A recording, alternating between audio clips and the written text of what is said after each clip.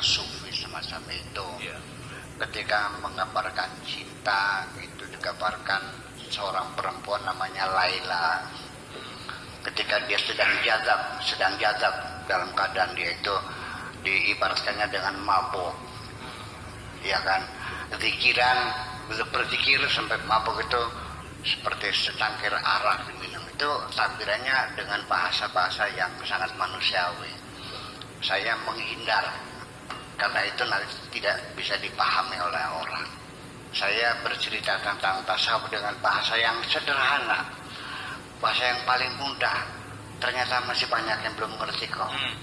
Apalagi dengan bahasa yang berbelit-belit seperti itu. Rasa di dalam rasa. Iya.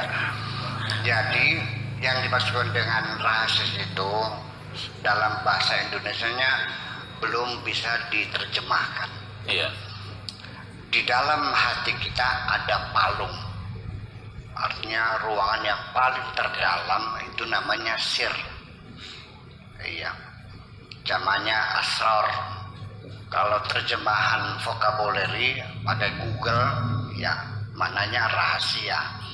Tapi di dalam ilmu tasawuf, sir itu adalah palung hati yang paling dalam, yang tidak bisa dimengerti, tidak bisa diintai, tidak bisa diamati oleh makhluk siapapun.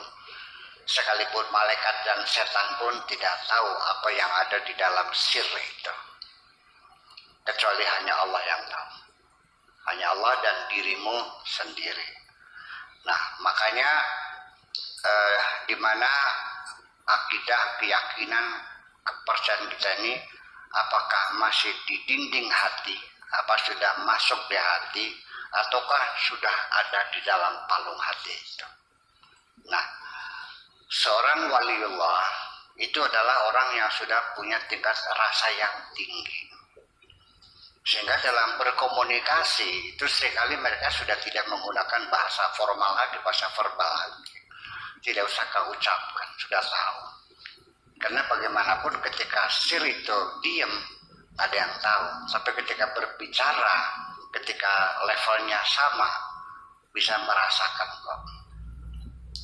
Ya, kita dengan pengalaman saja, nggak usah pakai sir dah, pakai pengalaman karena saya sering menemui tamu bermacam-macam. Ketika datang seorang perempuan mengatakan, terima kasih Buya, saya bisa ditemuin. Saya mohon maaf barangkali mengganggu. Saya datang ke sini sudah minta barokah Pak Kiai dan minta doa. Saya bilang, saya sudah paham. Suami kamu berselingkuh kan? Nanti datang nggak usah cerita, saya paham. Kamu utangnya banyak. Dari sorot mata saja, kalau matanya buram gitu, itu lagi sakiti hatinya. Kalau matanya tuh goncangannya seperti itu, muter-muter lagi banyak utangnya gitu. Ya, dengan gaya yang semacam itu.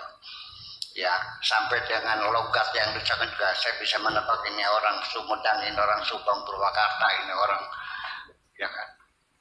Kalau bilangnya Kayonge, orang mana tuh? Tegal. Iya kan. Bapak kayak ngomong tuh. Berbes. Ya, kayak seperti itu. Jadi rasa yang dialami oleh para aulia itu tidak akan bisa dideteksi oleh siapapun. Sehingga mereka mengatakan andaikan para raja itu paham kebahagiaan yang kami miliki sebagai kekasih-kekasih Tuhan, pasti para raja akan memerangi kami. Ya, makanya dalam banyak hal itu kita tidak boleh lagi apapun yang telah Anda rasakan, tidak boleh perasaan Anda sampaikan kepada siapapun. Makanya faliyatallataf wala yus'iranna bikum ahada. Simpanlah di dalam hatimu dan jangan kau ceritakan kepada siapapun. Nah, itulah rasa yang paling dalam, yang bisa merasakan ya kita sendiri. Kalau ada orang lain yang merasakan, ya karena ketika itu rasanya berbicara.